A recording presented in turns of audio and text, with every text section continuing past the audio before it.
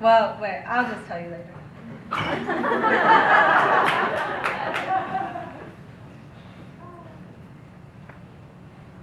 It would seem after doing this for 10 years, I would feel less awkward, but it never goes away. And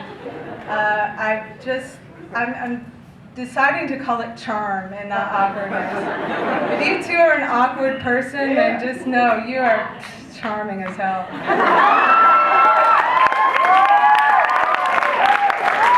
This poem I wrote before everything about bullying came up in the news, and I think that if I had written it afterwards, it would be a different poem. But as it is, it's appropriate for fourth graders, and it's called A Letter to the Playground Bully from Andrea, age 8.5, which I realized I changed it, Andrea, age 8 3/4.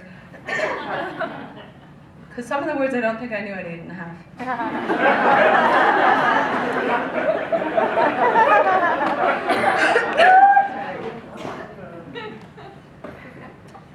Maybe there are cartwheels in your mouth.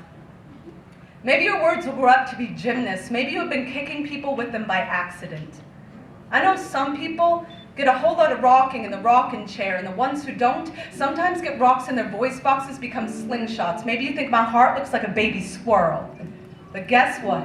You absolutely miss when you tell the class I have head lice, because guess what? I 100% absolutely do not have head lice, and even if I do, it is a fact that head lice prefer clean heads over dirty ones, so I am clean as a whistle on a teapot. My mother says it is totally fine if I blow off steam, as long as I speak in an octave my kindness can still reach. My kindness knows mermaids never ever miss their legs in the water, because there are better ways to move through an ocean than kicking. Yeah. So guess what?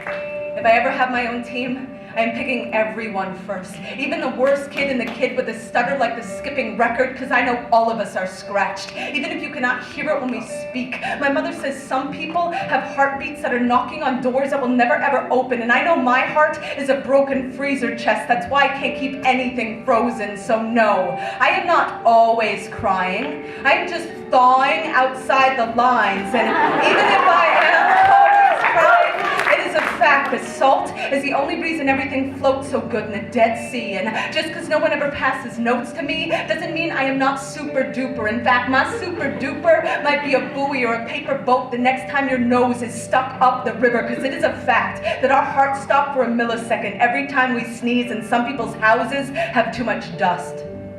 Some people's fathers are like attics. I've heard attics have monsters in the walls and shaky stairs. If I lived in a house that had an attic, I think I'd nightmare a burglar in my safety chest, or maybe I'd look for rest in the sticks and stones, because my mother said a kid can only swallow so much punch before he's drunk on his own fist. But the only drunk I've ever known was sleeping in the alley behind my church, and Jesus turned water into his wine, so even God has his bad days. But on your bad days, couldn't you just say, hey, I'm having a bad day?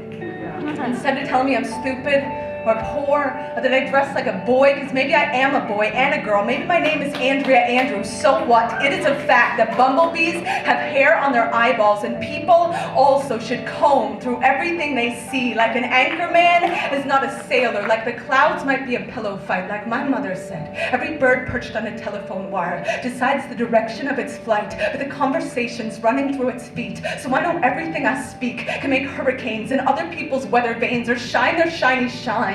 So maybe sometime, if somebody would sit beside me on the bus, I could say, guess what? It is a fact that manatees have vocal cords, even though they don't have ears, just like Beethoven played music even when he couldn't hear. And I know every belt that has hit someone's back is still a belt that was built to hold something up, and it is a fact that Egyptians slept on pillows made of stone. But it's not hard for me to dream that maybe one day you'll write me back, like the day I wrote the lightning bug, to say, I smashed my mason jar and I threw away the lid. I didn't want to take a chance that I'd grow up to be a war.